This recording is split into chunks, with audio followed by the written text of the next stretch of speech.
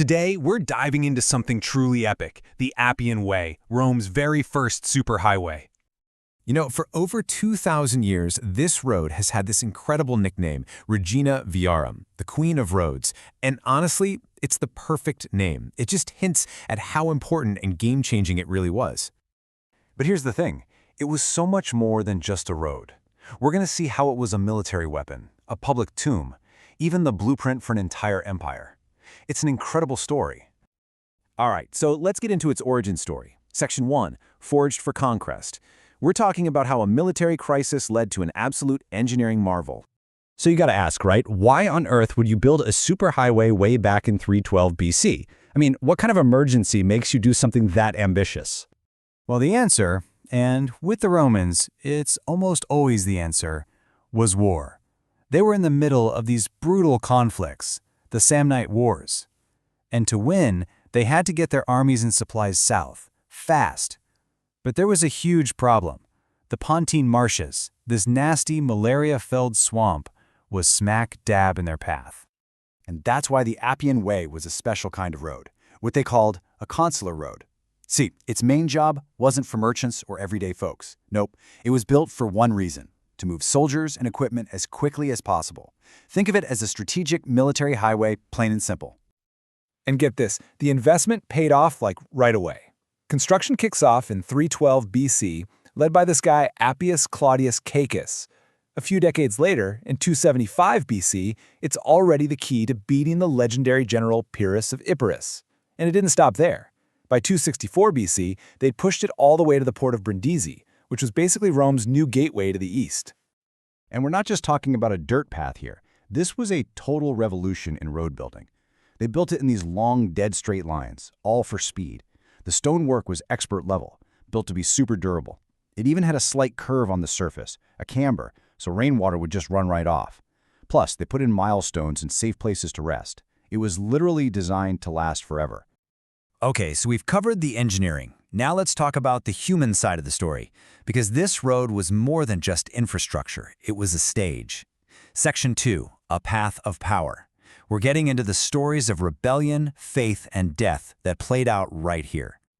Let's jump to the year 71 BC. This is a date that would, quite literally, stain the stones of the Appian Way and go down as one of the most infamous moments in all of Roman history. This is the year the massive slave revolt, the Third Servile War, came to its absolutely brutal end. It's when the gladiator who led it all, Spartacus, was finally defeated. So after the final battle, the Roman general in charge, Crassus, had a big problem on his hands: what to do with all the captured rebels. And we're talking a staggering number, 6,000 people. Rome's solution was to make an example of them, a terrifying one. All 6,000 of those captured slaves were crucified, lined up along a 200-kilometer stretch of the Appian Way, from Rome all the way to Capua. Can you even imagine that? It was a horrifying spectacle, a crystal-clear warning. This is what happens when you defy the Republic.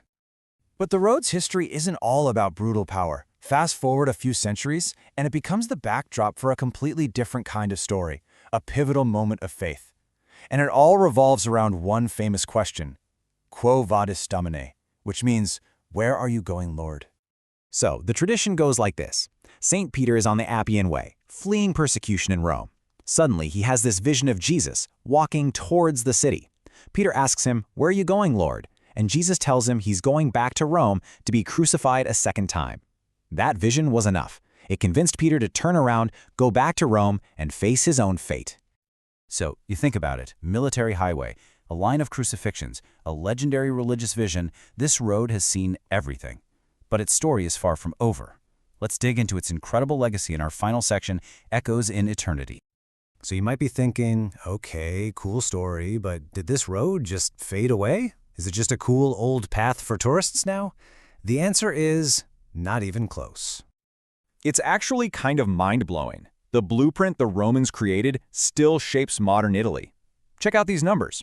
Today, 74% of Italy's railways and almost half of its major highways follow the path of the original Roman roads, usually within a 2-kilometer strip.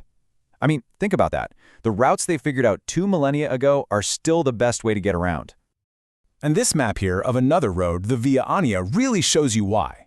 See how it just cuts a straight line between important strategic points? It totally ignores the existing towns. The goal wasn't to connect communities.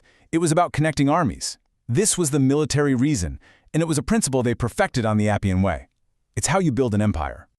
So that's the key takeaway here. The Appian Way wasn't just a road. It was the prototype, the model. It's what they based thousands and thousands of miles of other roads on, roads that stitched the entire Roman Empire together, all the way across Europe, Africa, and Asia. It's how they held it all together. Which brings us right up to today, and one last really important number for the Queen of Roads, and that number is 60.